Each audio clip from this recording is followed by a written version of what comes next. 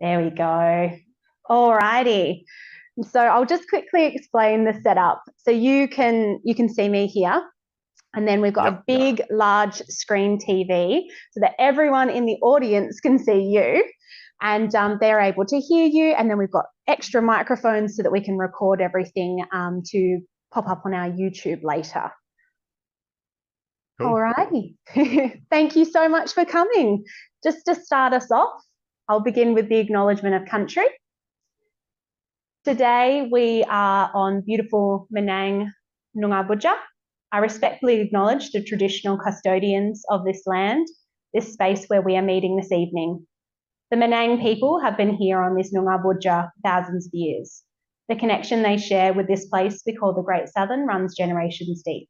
It is with respect that I acknowledge the Menang people and their elders, past, present, and emerging. It is a privilege to be here, to live here, and to learn here. Thank you all for coming this evening. And thank you so much, Bobby, for joining us from the UK. Well, thank you for having me. It seems funny seeing you with a glass of wine because it's a 10 in the morning here. So I've just had my coffee. I won't be having a drink if you forgive me. So you've got your coffee there. Yeah, well, I've had my coffee already because I've got a little baby, so I need to have my coffee at like 5 in the morning when she wakes up to get me all fired up. Absolutely, yeah. And you are probably exhausted because you've had quite a full-on last couple of months of launching your new book. Yeah, it's been a different experience this time around. I mean, my daughter is 7 months old, so Ooh. she was about 5 months old when the book came out. So it Oh, could have been worse. She could, when she was like 3 months was the real non-sleeping time. But it was, it's been quite nice coming back to the real world and remembering that there was a time where I used to be an author as well as a yes, dad. exactly. Yeah. Did she get to come to some of your book launches, or was that a bit much? No one wants that. No one wants her screaming at the back of the room. And that's not Oh. just me speaking from an ego perspective. Oh, fair enough. And you said, returning back to the world of being an author. How have you found this book launch in comparison to your last book launch? It's funny. It's been nice. One of the really nice things has been doing events and talking to so many people who had read and connected with Isaac and the Egg. It was funny the first time round because Isaac and the Egg was a book that was quite hard to talk about when people hadn't read it. Because the whole thing about it was that it was one of those books that's better if you go in blind. So I had to do a lot of kind of talking around the subject the first time around when I was getting the egg came out and saying like, no, seriously, read it, even though it's about this like giant egg. Yeah. Um, so this time around, it's been nice because I've been able to actually talk to people who've read my books. It makes it a bit easier. You don't have to be as much of a traveling salesman. But no, it's been fun. Yes, it's nice to not have to be quite as vague. Sometimes as booksellers, we have that where we read a book, we just love it. And we have to just rely on you to trust us when we say, this is amazing, you need to take it home with you. Here's my And copy, that's I'll why let I'm you borrow thankful for booksellers. it. Now, one of the things that we love to start with is to hear a little bit about young Bobby. What were you like as a child? Weird. You're an odd No, I child. was I was quite an odd child. Well, I was the kid who was always sitting inside drawing and kind of writing little crayon books while everyone else was playing outside. So, I mean, that could be to do with the English weather, to be fair. It's not as fun playing outside here. Um, Well, but we've no, I had a think little I bit of was that with always us today. We've had a little bit okay. of the English weather today. It's been raining. It's been like 14 degrees. The weekend, it was Right, like okay. 24 degrees. So it's quite a change. Yeah. See, 14 degrees is like the hottest it gets here.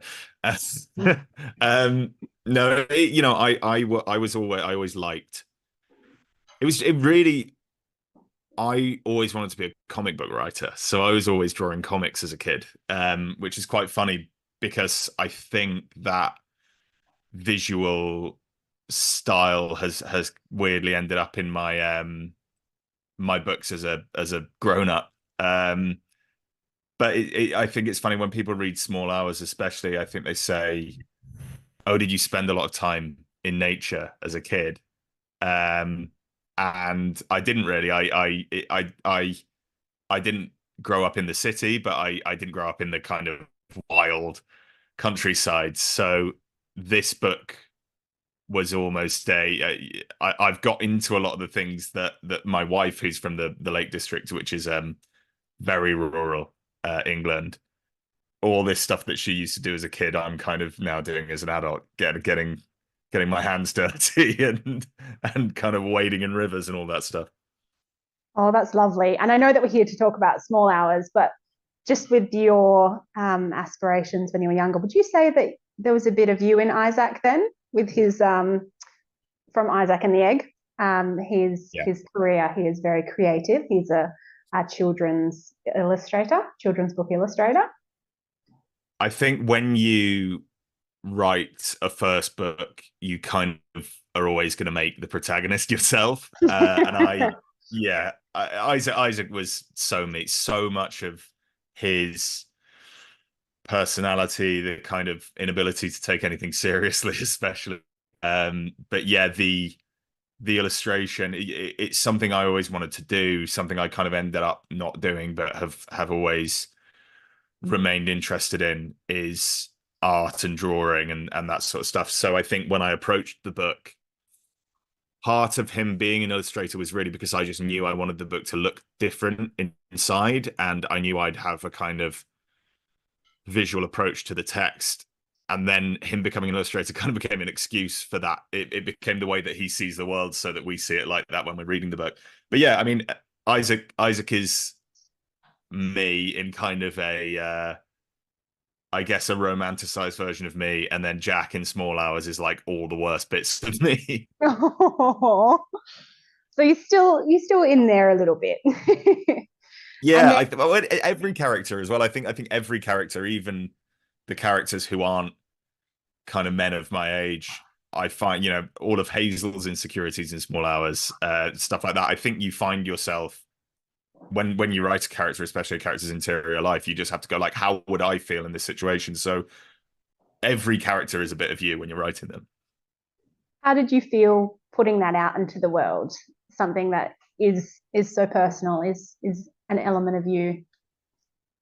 It's funny, I actually don't mind it at all, because I think when you're writing fiction, you're aiming towards some sort of truth. You want to write something that feels real. So I think writing that stuff, I don't worry about putting out there. It's actually kind of the opposite, in that when I wrote Isaac and the Egg, and I was writing about this very intense grief, and that's not something autobiographical. It was fiction. So that was the stuff I worried more about putting out into the world. The idea of writing something that isn't your own experience, which is the nature of being a writer of fiction, and worrying that people might say, "What's your right to write this?"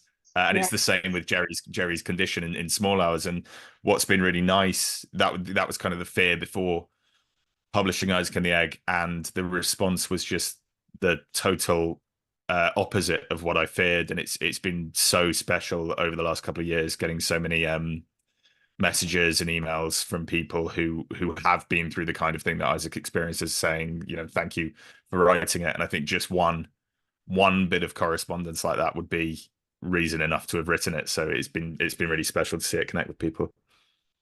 That was one of the questions that I was almost afraid to ask, because it does feel so genuine and authentic, both the grief in Isaac and the Egg and the depiction of, of, of loss, memory loss in this case, for Small Hours for Jerry.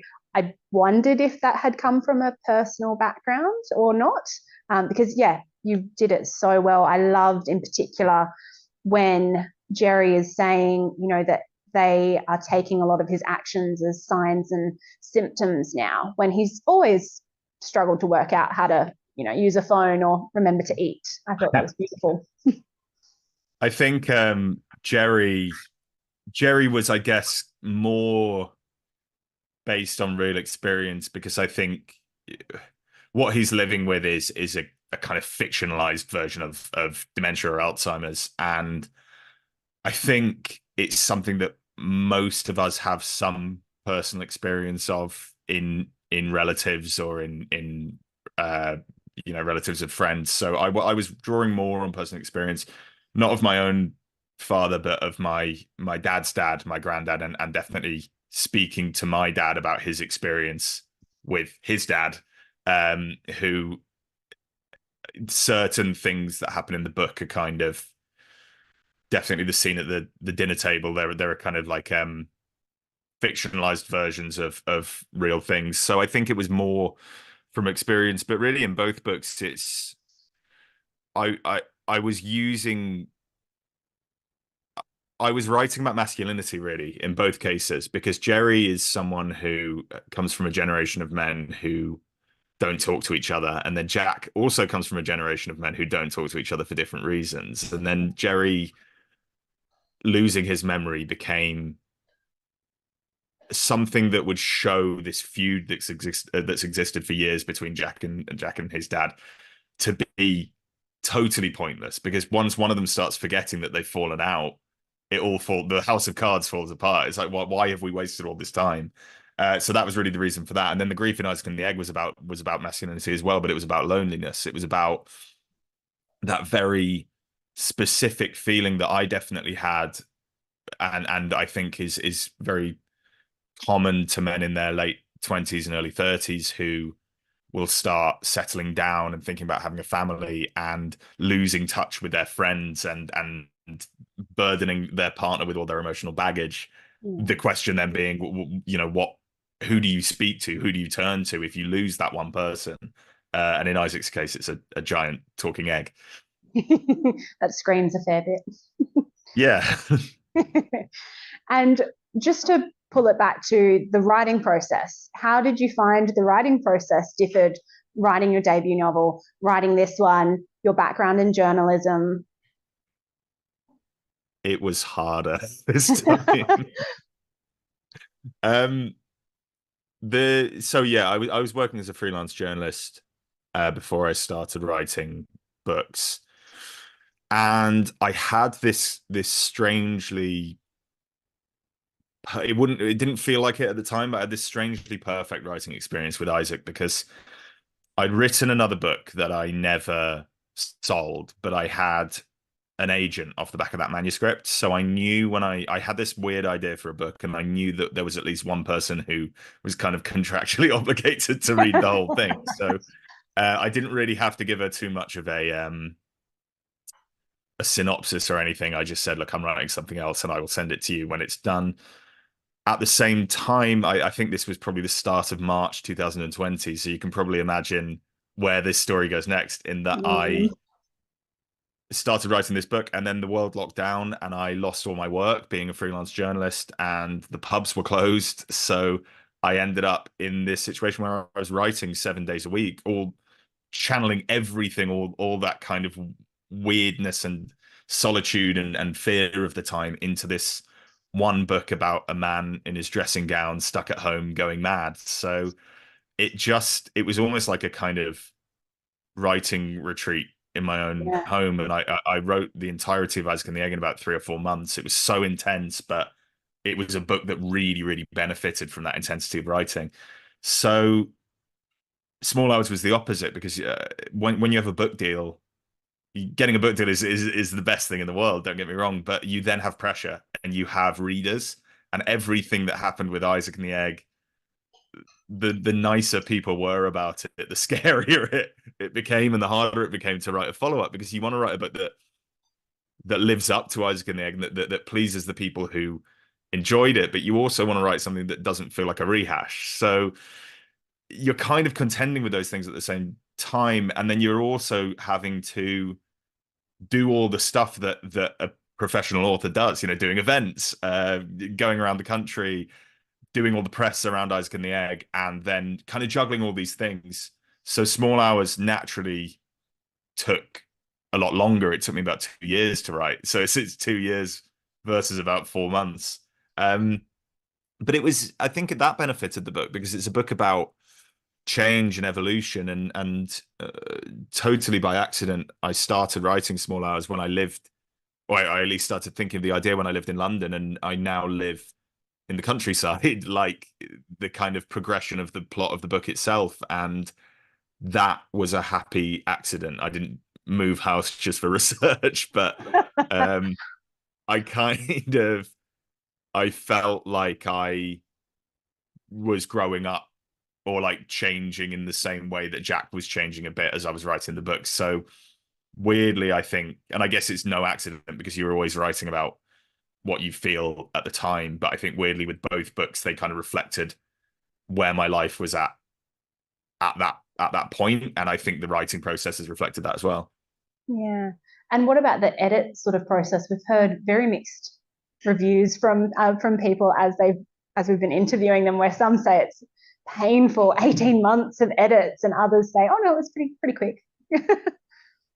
Yes, I mean I've had both. Isaac and the Egg remained very, very similar the entire time because it's quite a simple story. It's 10 chapters long. It's relatively short as a book. It basically only has one character, and then you have kind of the other two main characters, like kind of both figments of his imagination or his memory. So Isaac and the Egg was mainly just fine tuning, and a lot of fine tuning to. I always knew it was a book that I wanted to make people kind of laugh and cry at the same time. And there Mission were times success. where, yeah, thank you. There were times where it was far too dark, and there were times where it was far too light. And I think if that balance wasn't right, it either felt like you were making light of something serious, or it felt like you were kind of shoehorning in jokes into something that was really miserable. So that was a fine balance, but quite a, in hindsight, a simple edit. Small Hours has more characters and it has more time, not timelines, but it jumps back and forth. So the edit was a lot more. There was a lot of editing, and two of the biggest things that happened in the editing process, so quite far down the line, is that I entirely lost a point of view. So it was told from four points of view, and one of them was Charlotte. Yeah. So that went entirely, and that was probably about 20,000 words of the book, which were totally scrapped. And I think it's nice because people really connect with Charlotte as a character, and it's because there's so much backstory there that isn't in the book anymore. Like I really knew her, but I think myself, my editor, realized that her character works better when you actually don't go inside her head and you only learn like her through Jack's eyes, and then kind of learn there's more to her later on. So that was one of the big changes. And then the other big change, which really surprises people when I tell them it, is that originally it was Jerry who went missing and not Hazel. So the book was totally different. And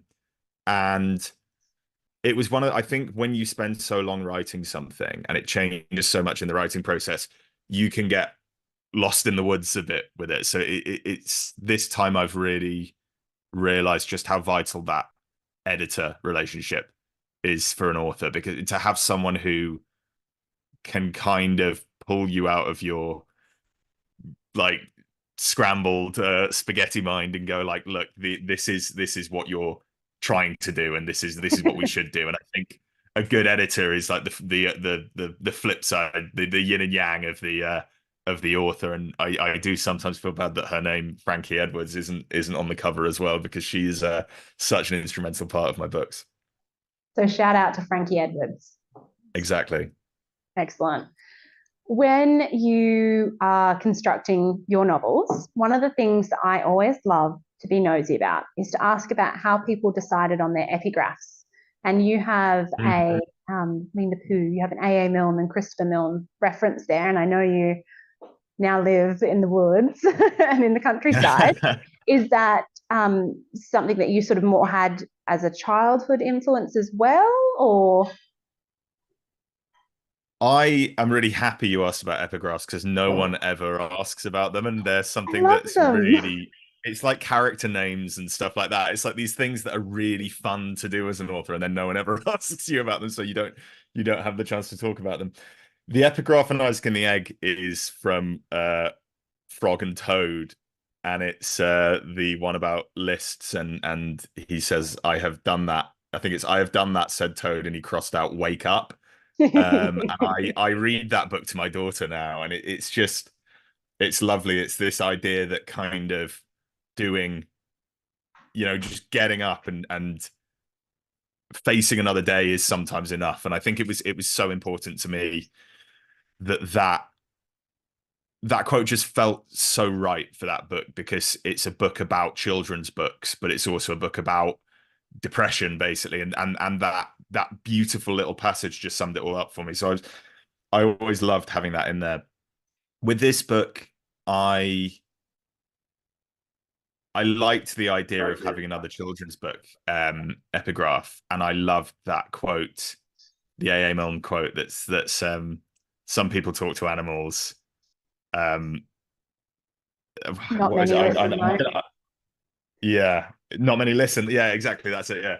So I loved that. But then while I was researching the book, so I actually live basically where the 100 Acre Wood is. That's like where I live in the UK now. So Oh, a lot of the descriptions of nature were based on literally the same woods that A.A. Milne was writing about in Winnie the Pooh. But I read, this is a book about fathers and sons, and I always knew that I wanted to do the same in the way that Isaac and the Egg's kind of like an ET pastiche, like ET for grown-ups. I yeah. knew I wanted to do the same thing with these very like whimsical ideas of the British countryside, the kind of twee little animals, and like we're wearing aprons, drinking from teacups, and that's why the fox is kind of pokes a bit of fun at those depictions of British countryside animals. So when I was reading around, like I always like to read around what I'm writing. And I read Christopher Milne's book. So Christopher Milne is Christopher Robin. He's A.A. Milne's real life son, who was the inspiration for the main character in Winnie the Pooh. And his book was really sad. It was basically a book about a dad who never really connected with him, but did connect with a fictionalized version of it. He would kind of write these books with this idealized version of his son, but then never play with his son. And it was really quite bleak to read. And it just felt like this really apt father-son relationship when I was thinking about Jack and Jerry. And so I loved the idea of having an epigraph that was from a real life father and son, where the epigraph from the son would be one that's kind of like, my dad's always lost in his own head. And then the epigraph from the dad would be like, animals can talk. And that it just felt like Jack and Jerry. And I felt like the A.A. Milne, Christopher Milne relationship was similar to the one I was writing about. So I think having those two side by side, yeah, I liked starting the book off like that. Yeah, you're absolutely right, where they mirror each other. And I didn't realize quite how much they did. So thank you for that. It just seems to show that there is, well, secrets hidden there. I'm going to keep Yeah, asking that always question. ask about always ask about the epigraph. Yeah. And can you tell us a little bit more about the spark for the novel, For Small Hours? Yeah. There were a couple of things really. On a kind of wider level, I knew coming out of COVID and lockdown, and moving out to London, I knew I wanted to write about this kind of the friction between this very fast-paced city kind of life, this like digital modern world, and this very old natural world that I think a lot of us, when we were forced to slow down during lockdown, maybe for the first time we kind of stepped outside and looked around and went, oh, there's beauty all around us, not to be too cheesy about it. So I knew I wanted to write something about, and I was really coming to appreciate nature and a slower pace of life. So I knew I wanted to write about that. And originally the idea for the book was that I would take this kind of archetypal city boy and end with him living in the woods in kind of a hut in the woods for months on end. So the book obviously didn't become that, but that was kind of the original thinking.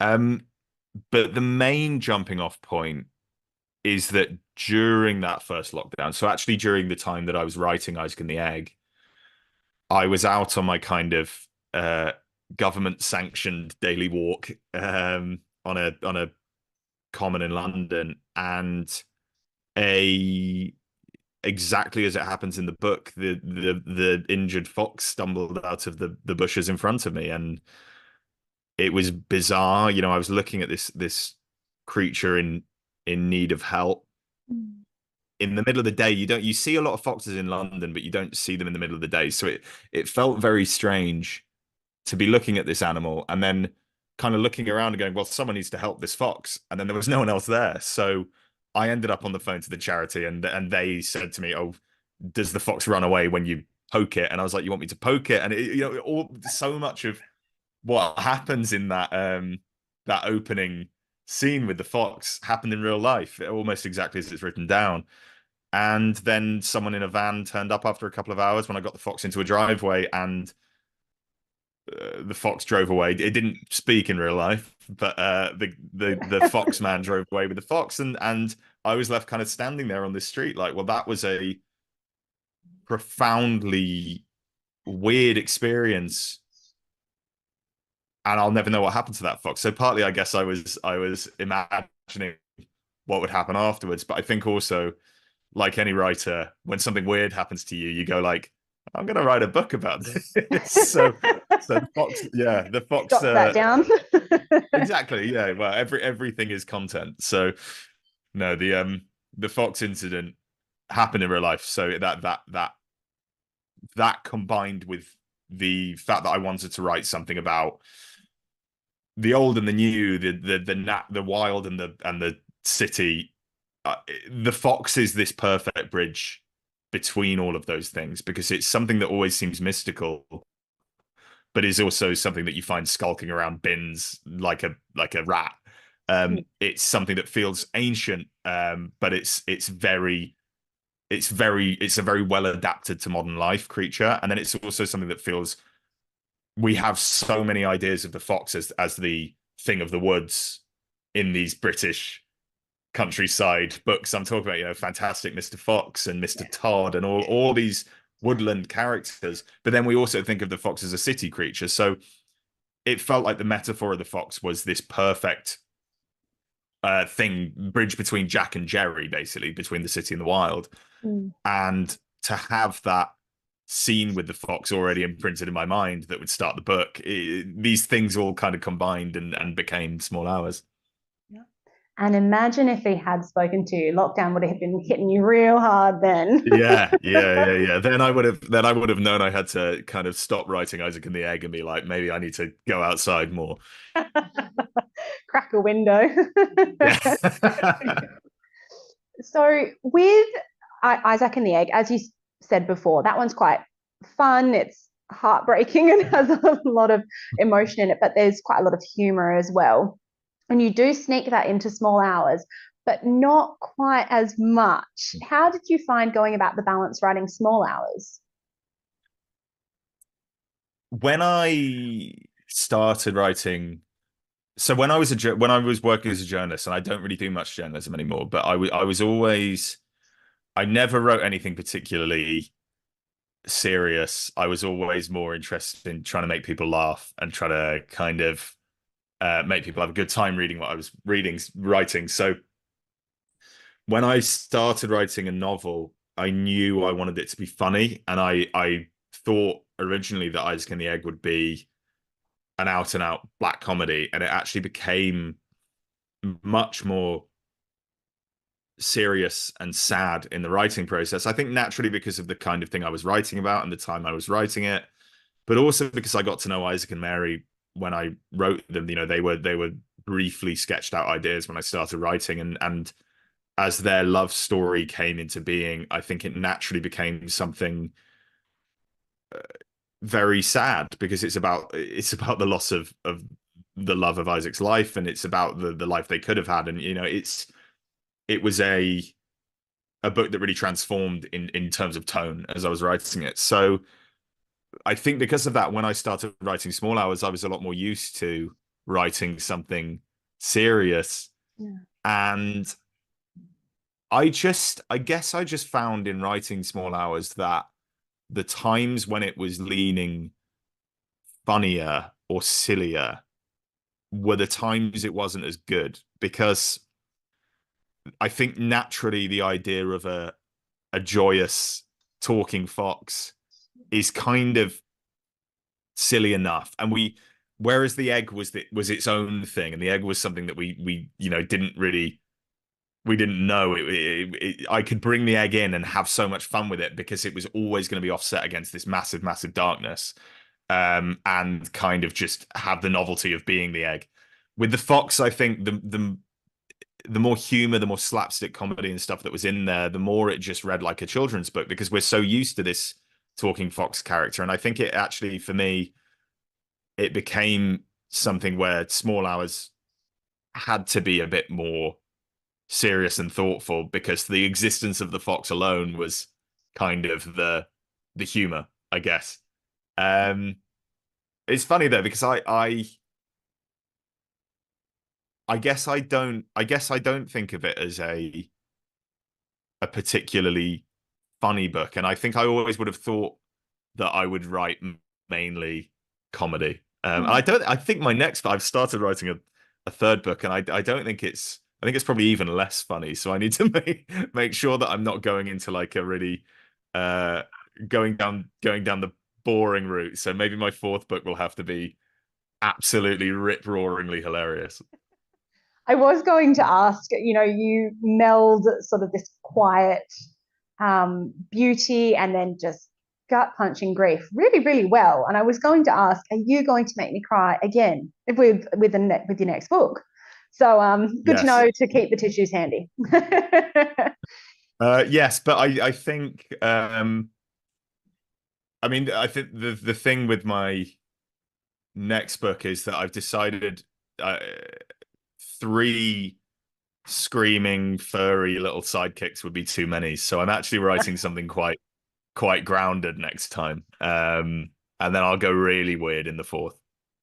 How does your editor feel about the lack of animals? Speaking well. She was the one who suggested. I think she was like, you need to tone it down a bit on that respect. No, I think she she's very excited about my next book until I told her that it currently has 100 chapters, and then she said, "Okay, we're going to have to work on that."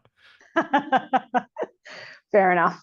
And then, so one of the things that I wanted to ask, and I had someone from the audience actually ask me about it earlier when we were sort of mingling before we jumped on, was the structure that you employed to sort of bookend the chapters, whether it was from Jerry's perspective or from the fox or the hedgehog. How did you sort of come to that? Did it just come out that way, or was that a specific editing choice? Bit of both, because it changed a lot through, so much of this book changed throughout the process. And basically the original idea of the book was that you would have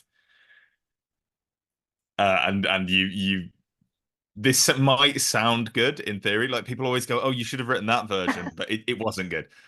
You had a lot of talking animals. So Jack would kind of, as he got more lost in the wild, there was kind of more and more characters, including a hedgehog and an owl, and all these kind of Beatrix Potter-esque creatures would end up being in the woods with him and talking to him. And there was a version of that book that I wrote, and it just was rubbish, basically. Oh. but the so the fox was what remained of that, and I think it really benefited from the fox being the focal point of the kind of weirdness. But because of that, I always knew I wanted to have the other animals present, and I always knew. I mean, from the very first instance, there were these four animal sections. There was the fox at the start, the hedgehog between parts 1 and 2. It was originally a squirrel actually between parts 2 and 3, which became a swallow as Hazel. Because basically the point of those animals is that they each represent one of the cast. So the fox is Jack, the hedgehog is Charlotte, the kind of spiky but vulnerable little thing. The swallow became Hazel, this migrating bird, and the owl, this solitary wise creature in the woods, was Jerry. So I knew that they would be the four family members represented by these four little animal sections throughout. And then structure wise, I always knew that I wanted the book to bloom as it went. So I always knew that I wanted it to have a very short, very urban first section, then a kind of middle section that was long but fewer chapters set in the country, and then the wild section would be lots of chapters, lots of stuff going on. Originally, and this is a sign of the kind of things that you are really wedded to and then end up scrapping throughout the process because the amount of chapters changes and the amount of characters changes. But originally there's a line right in the beginning in the Foxes section. The middle line of the Foxes section is I live, I've existed, and I am happy to have done so.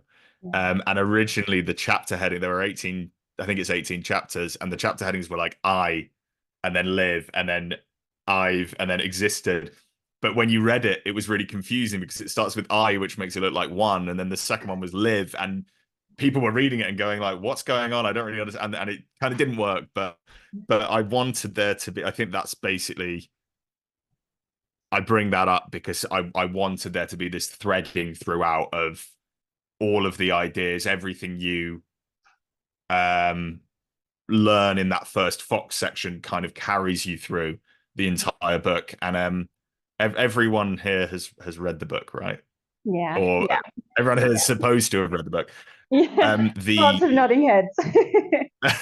So that first small section with the fox seeing a flashing light and then seeing a man with bean sprout hair, I wanted you to read it starting the book, and then as you go on very quickly go like, oh well, that's Jerry and that's something in the woods, but then eventually you'd learn that it's Jack kind of taking on Jerry's mantle and that the flashing light would be the car that ultimately kills the fox. Yeah. And for anyone who hasn't read the book, that's the spoiler. Ooh. You did do a very good job of having that thread through. I noticed it even just with repeating pretty much the same phrase as well, where, I hope you lived, and, I wrote it down because I'm terrible at remembering.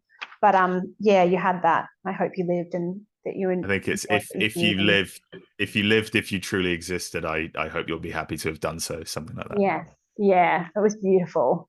And you also had a line that I'd love to bring up quickly because I absolutely adored it, where you had humans are palimpsest people, each generating writing all over the next one. And I thought that was a really great line to sum up the relationship between Jerry and Jack as well.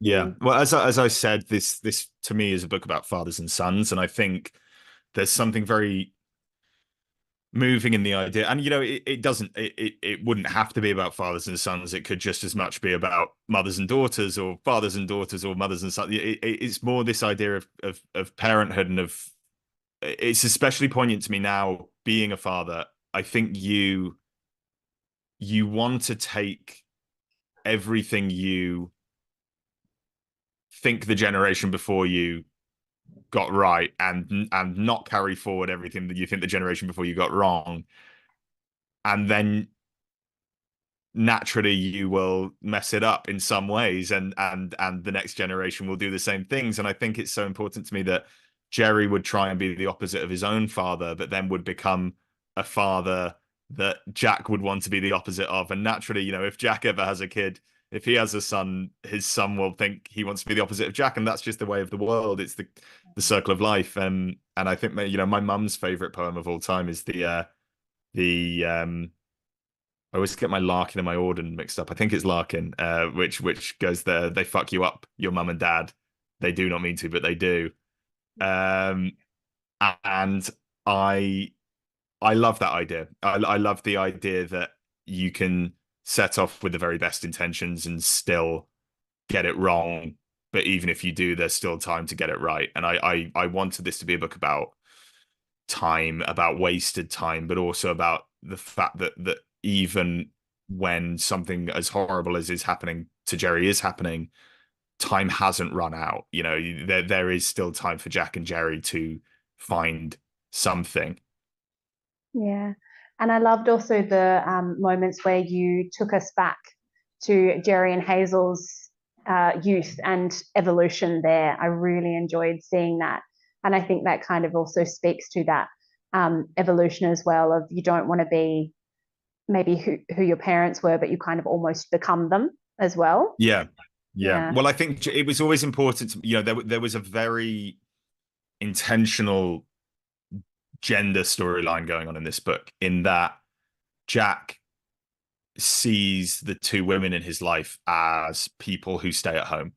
His sister, he can't really accept the fact that his sister has kind of been left behind as the carer figure, and in the same way he sees his mum as a mum, and that is all she is. And that's why when she goes missing, his first thought is like, how selfish is this? You know, she's supposed to be the person that looks after dad and cooks meals, and so he doesn't think of her as a human being. Yeah. So it was really important, and Hazel to an extent feels the same about herself. She has been trapped into this very domestic life, so it was really important to me that she would exist primarily as a character before all those trappings, that you would see her as this kind of vibrant young person who doesn't exist or isn't made to feel like she exists solely as a mother and a wife and ultimately a carer for her husband. Something that I've found funny, because you know, when you were asking about structure, you asked about things being intentional. Something I found really funny when I've been discussing the book at events is I've realized in hindsight, and I guess maybe on a subconscious level this was intentional, but all of Hazel's sections are set in the past and told in the present tense. Yeah. All of Jack's sections are set in the present and told in the past tense. And then all of Jerry's sections exist in both at the same time. Yeah. Which isn't something that I, you know, I always knew, especially with Jerry, that I was playing around with tenses, but I don't think I realized to what extent that marries together all the three sections, and the kind of point about time I was making, this idea that you exist very vividly in the past because that's all you're thinking about, especially when you're feeling trapped, but that also you're kind of, when you're existing in the present, you're not in that moment, you're writing your own story. And then that Jerry, that the nature of Jerry's condition, and I did a lot of research and spoke to a lot of charities and stuff like that about Alzheimer's and dementia, and it's this idea that when the boundary, it's a very physical manifestation of the boundary between past and present breaking down, so that Jerry's in a frame of mind where he is literally experiencing the past and the present at the same time, but all of the characters in the book are doing the same thing. Yeah. Yeah, absolutely. And, you know, you've got slightly, as you were just saying, where you've subconsciously written them with past tenses, and you had written Charlotte's perspective in. Did you have one character perspective that was far more challenging to write, one that you really needed to work at? I think, I mean, they were all challenging to write in their own way. I think Jack came easiest because he was always kind of the main character and probably the most like me. It's, you know, it's easier as a man, as a 30-year-old man, it's easier to write about a 30-year-old man, basically. But I think the challenge became like, oh, Jack actually isn't the most interesting character in this book, and it became a challenge to realize that I needed to strip him back to give the other characters the space they deserve because they're more interesting. Hazel was challenging because I realized as I was writing it that I had done exactly what I didn't want to do, which is make her a character who only existed as a mother and who would basically stand in the kitchen wiping her hands on an apron going like, oh, you boys don't go missing in the woods. And then it was her going missing, that whole plot device, which ended up being kind of the central mystery of the book. That came later, and that's when Hazel became a real joy to write, and I realized who she was. And I think that was naturally just because I was writing, Isaac and the Egg, that's all told from the point of view of a man. I'd never written from the point of view of a woman before. So I think naturally I was finding my way as I was going on, and I had to get to know the characters. The funny thing is, people assume that Jerry would be the challenge to write, but Jerry was a joy to write. Jerry was so fun to write, and I really like it when people say that they'd get to a Jerry chapter and go, "Oh, great, I'm looking forward to this," because I think when you have fun writing something, it comes across in the reading. It was a challenge to do the research to really make sure that because even though I wasn't naming his condition, and I wasn't naming his condition because I wanted some creative license, but also I didn't want to be pretending to be an expert in something I'm not. But even though I was doing that, I knew that I had to put the work in, and there are so many people who live with people with conditions like this, or have firsthand knowledge of these conditions, that I didn't want to be kind of taking the reader for granted or making light of something, or just not being authentic. So I had to put a lot of work into the research and just make sure that it was kind of scientifically accurate and sensitive, and it's stuff like wording, not saying suffering from, but saying living with. And there's a line in the book where Jerry says, which is it for his family? Are they suffering from him or living with him? And all of that stuff comes from the brilliant charities I work with, who would really help make sure that I wasn't doing this thing that books and films tend to do, where when a character has dementia, they're treated either like the butt of the joke or like they're already dead, basically. It can be quite a bleakly depicted thing, and I wanted there to be joy in it, and I wanted you to go into Jerry's mind and feel like A, he's still there, but B, his mind isn't necessarily deteriorating, it's just blooming into something else. So for all of those reasons, once I had laid the groundwork with the research to actually sit down and write those chapters, and to go into this beautiful mind, it was a joy. It was fun. It was like, I think poetry is written by people who are smarter than me, but it felt like what I imagine writing poetry is like. Yeah. And where, I think it's on the back of the book as well, where you have, maybe it was on the publisher's website, we're about getting lost in the woods, and you referenced it earlier as well. And I feel like that's something that feels true to Jerry's character as well, whether it's actually legitimately getting lost in the woods or whether it's within his mind, but you gave him all of the tools and all of the skills that you didn't feel like he was helpless. It felt like he was still independent and autonomous. Yeah.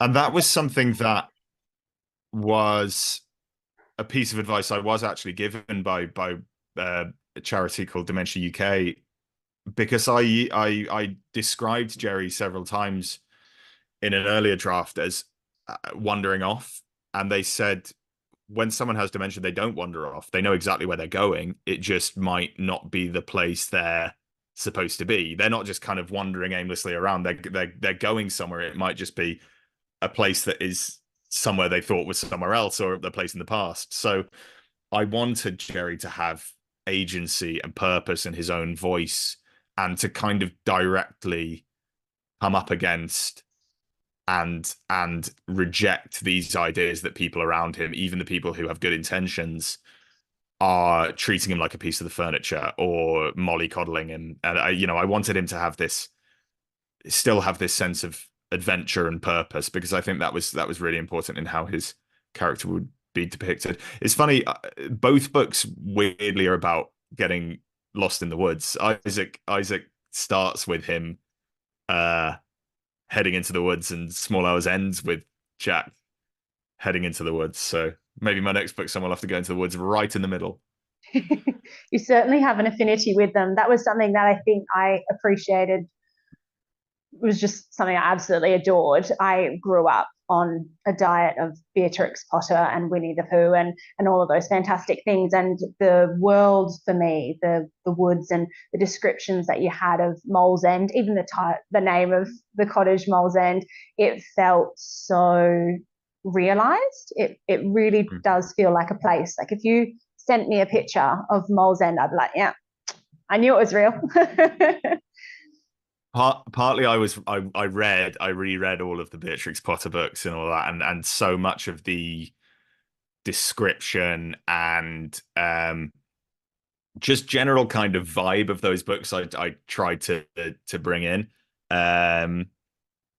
But most of it was just, I walk a lot now. I have a dog who needs who's very hyperactive.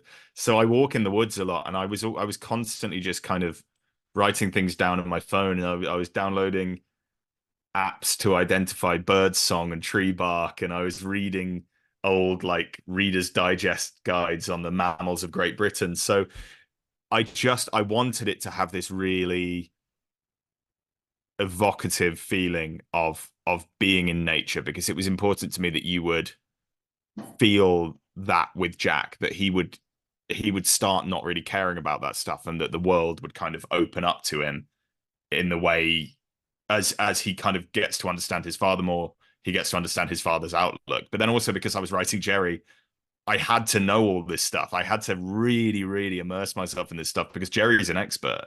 So I had to know that if an owl has orange eyes, it hunts in the day, because Jerry would know that. So I was kind of poring over all this stuff and really spending loads of time outside, and the book was getting richer and richer because I was actually doing that stuff. And now I'm great at pub quizzes now, because I can say, oh well, a hedgehog is born with all its spikes, yeah. And the pubs are open now, so. And the pubs are open now, so I can do the pub quizzes. Yeah, exactly. But now you have a 7-month-old, so. Yes, yes. So I'm actually, I don't go to the pubs, but for a different reason. And I think I've read in the back, in your acknowledgements as well, that you were reading a bit of Robert Macfarlane as well. Yep. Yeah, yeah. I Yeah. absolutely adore Robert Macfarlane. What are you So reading? I read The Wild Places by him, which is a great book about looking for the kind of last wild places in the UK. And that was the way he describes being out in nature was the kind of thing I wanted to evoke. I love Robert Macfarlane. I love Helen Macdonald. I listened to a lot of.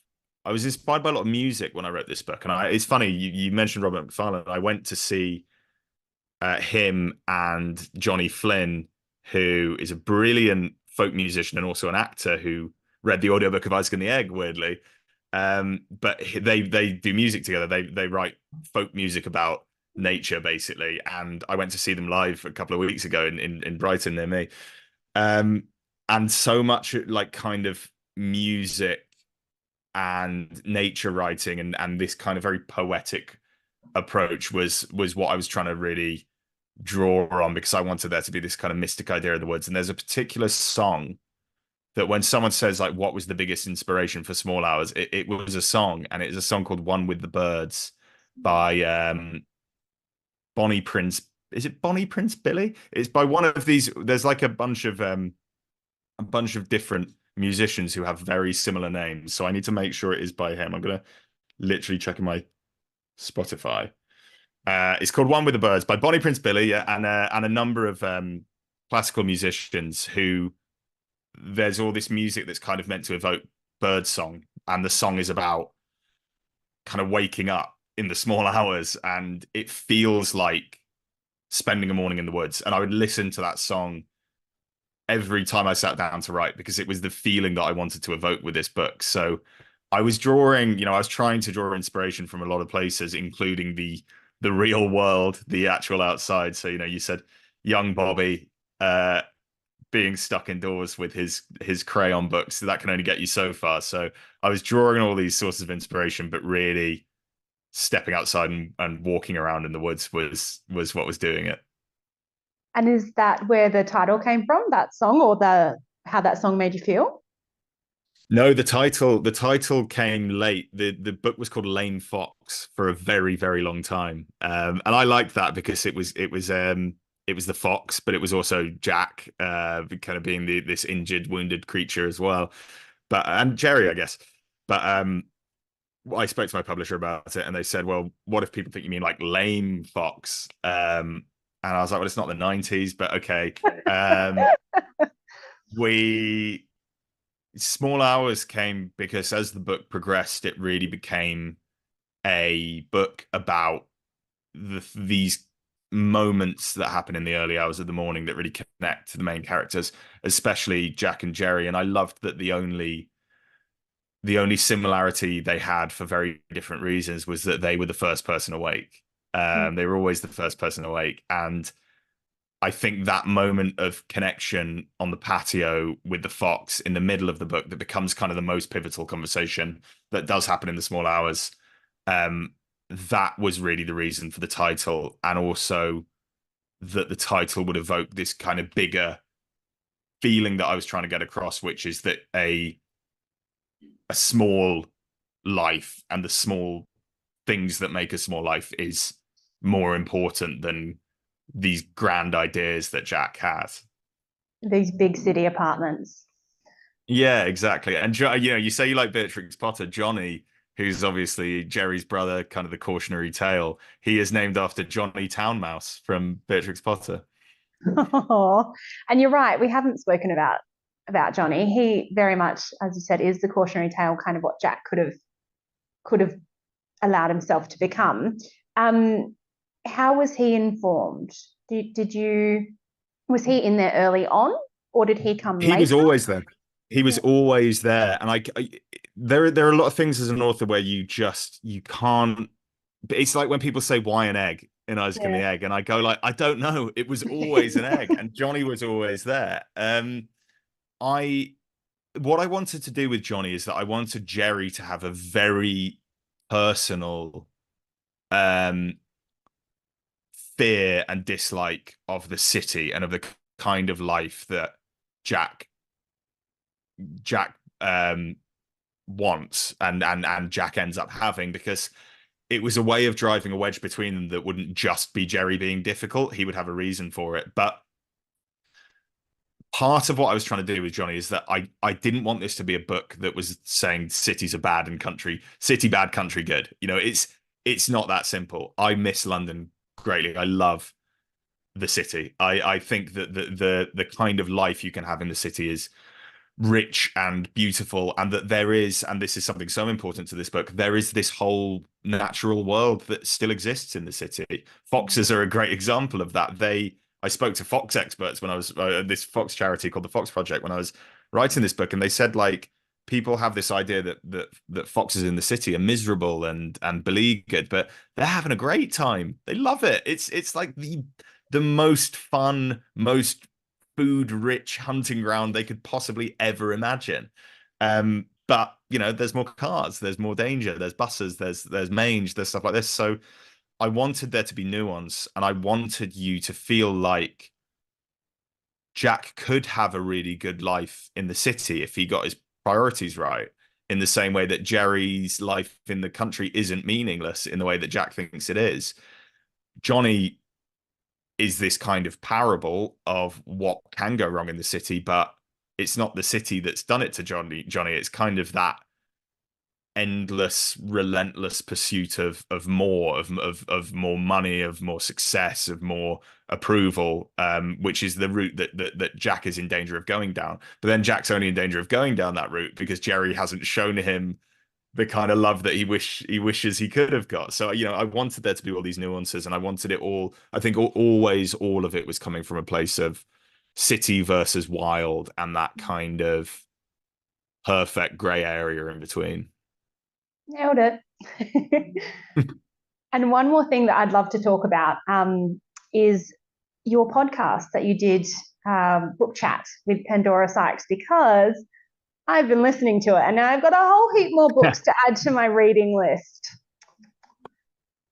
I should say, and this is a shameless plug. We've started still doing the podcast, but on Pandora's newsletter. So if anyone does want to listen, we've just put out an episode about Talented Mr. Ripley, actually, which was quite fun to talk about. And we're going to be talking about Erasure by Percival Everett next. It's funny how that came about, and it's one of these really lovely things about the how publishing works. And it's such a supportive industry. And back when Isaac and the Egg first came out, and I was kind of blundering my way blindly into being an author. I got an email one day saying that Pandora, who was doing a book club brilliantly called Pandora's Books at the time, had chosen Isaac and the Egg as one of her books. So I was like, oh my God, the famous Pandora Sykes has chosen my book. And part of that was that I would go into London and I would be interviewed by her for this book club for an hour, and we would talk about Isaac and the Egg. So I went into London and we did the interview, and I kind of messed that all up because I didn't really talk about Isaac and the Egg. We just talked about other books for the whole time, and all the books we really enjoyed, and we were just recommending each other books, and it was great, but probably not the best promotional tool for Isaac and the Egg. But we parted ways, and then Pandora messaged me kind of a week later, being like, I don't like have anyone I talk to about books. Shall we start like an email chain where we just recommend each other books? So we started doing that, and then I think she had an ulterior motive, because so then a couple of weeks after that, she was like, look, I want to start a podcast. Do you want to co-host a podcast with me? And I was like, what is happening? But yeah, so then the podcast. Yeah, well, it was one of those things where it's like, if I'd said to myself, I think 6 months before, Pandora Sykes wants to start a podcast with you, I'd been like, get off it. But it's been great. It was so much fun to record, which is why I'm glad we're still doing it in a kind of different iteration, and we've become really good friends, and it's just so fun to talk about books and not just talk about the books that everyone else is talking about right now. And that's the whole point of the podcast, was always every book we talk about, the main books we talk about at least, would always be older than more than 2 years old. So we were and we have really different taste in books, I think is the thing that made it work. Is like, I like my kind of magical realism and my sci-fi, and then Pandora was very into the kind of more grounded, confessional, like often quite political literature. So we would be recommending each other books and really enjoying the books that we would never have necessarily picked up. And then there were books we'd always wanted to read. We read Zadie Smith, we did so many. It was, I can't even really think of any. Tales of the City was another. I said Morpin. But yeah, so it was just one of those really fun things that came about very randomly, but is just part of the very nice whirlwind of being an author. And it's kind of the dream, isn't it? Having someone that you can just talk at length to about books, and they're totally as interested as you are. I mean, it's why podcasts have become such a big thing. It's like it's the dream of your job just being listening to the sound of your own voice while you drone on and on endlessly. See, I was just curled up with a cup of tea as the rain came down, and it was great. And I appreciated that you ended up changing Pandora's mind about Wuthering Heights. Well, Wuthering Heights is brilliant. So, I mean, I think it gets such a bad rap that it was important to me that we would vindicate Heathcliff. And you made her say it as well. Yeah, I did. Yeah. And that's committed to the record. That's on the podcast app, so she can't go back on that. Exactly. Now we're nearly at time. So what I would love to do to wrap us up is for you to read us a passage. Can be a favorite bit, can just be a bit that you feel like is underappreciated, and then we'll open up to the audience for questions. Well, what's nice is, because I so rarely talk to a room of people who have actually read the book, I can read you something from towards the end, which is a personal favorite. I'd say it's the bit where Jack and his dad are rescuing a injured fox. They'd fostered baby birds before, pink and unfortunate things which had fallen broken from their nests, but they'd never done anything like this. Jack put on his bravest face, nodded resolutely, took the tiny scissors meant for cutting bandages out of the first aid bag. He crouched, too, helped hold the fence steady as his dad set to work freeing the fox, gently snipping at the fur that had caught on the wire, holding the fox in place. It wasn't easy. The fox watched them, whining every so often, kicking intermittently. Eventually, after what seemed like an age but was most likely only a moment, the scissors did their magic. The fox, freed, suddenly sprang back to life. Then it scarpered, not sticking around for a bandage, not lingering long enough for a goodbye. Jack found himself cheering. Shedding his usual reserve, his dad was cheering too. They jumped on the spot, laughed until they cried, Jack collapsing from all the excitement in his father's arms. And as they broke apart, as Jack landed once again on the forest floor and looked towards the trees into which the fox had disappeared, he caught a glimpse of something.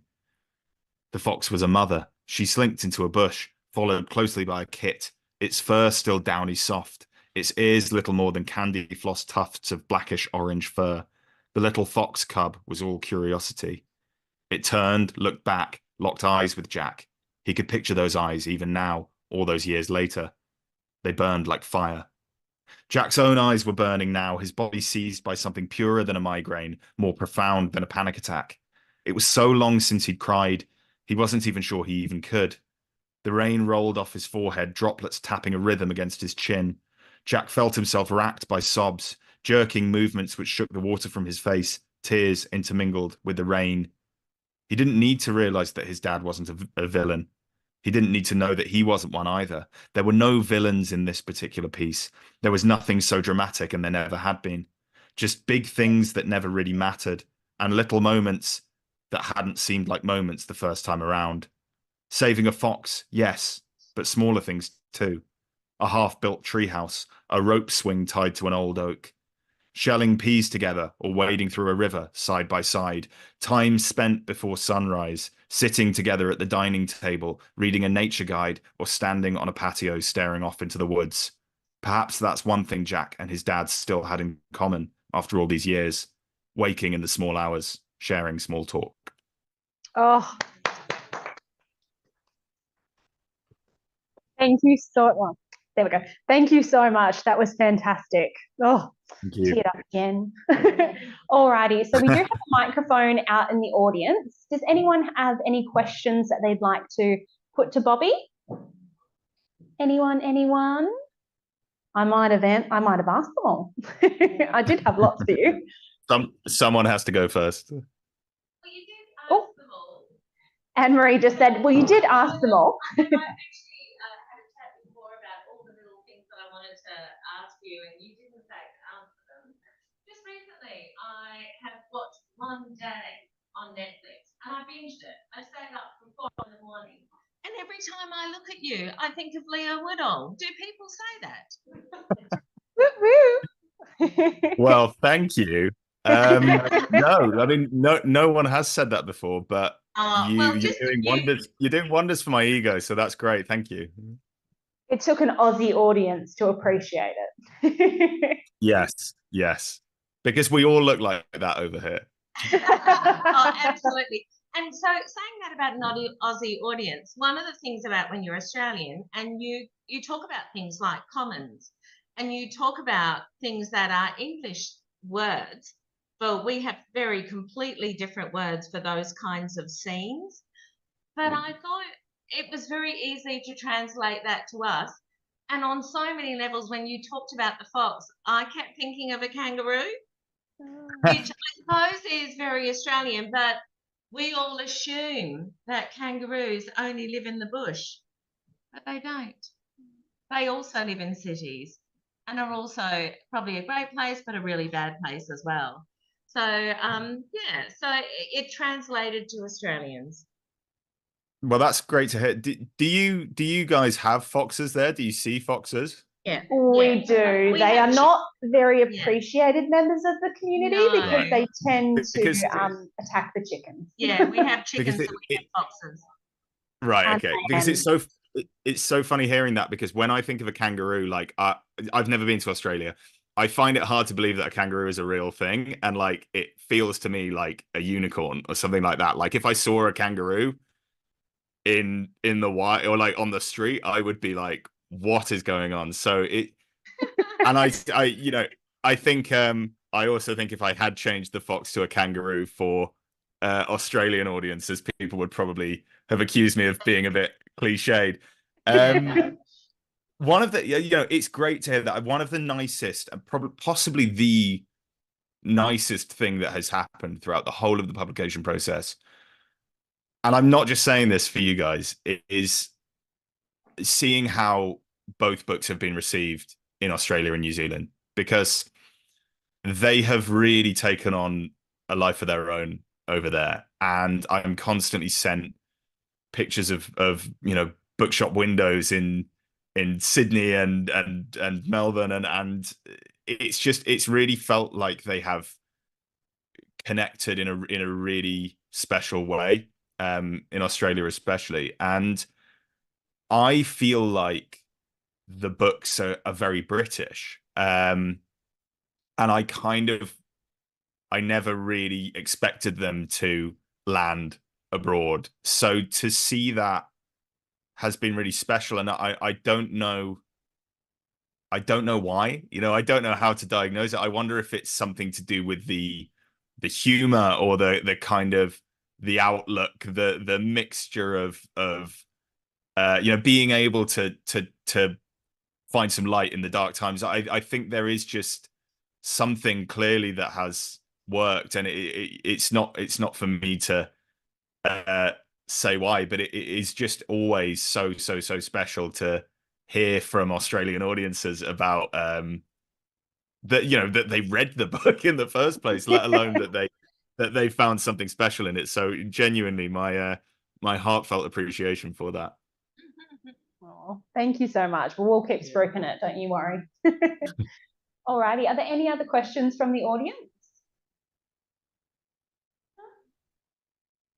Not at this stage. You may get an email from me if we come up with some later. Alrighty, thank you so much for joining us tonight, Bobby. I can truthfully say this was an incredible book, and it definitely landed. You had some fantastically universal themes that you explored, and the relationship dynamics, and even the conversation on masculinity. And I feel like that just surpassed any national border. So thank you so much for your beautiful words and your time. Well, thank you so much for having me. Oh, we are eagerly looking forward to seeing what comes from you next. And you never know, you might get another. Please come and talk to us in a few years' time when it comes out. Anytime. Thank you so much. Alrighty, big round of applause.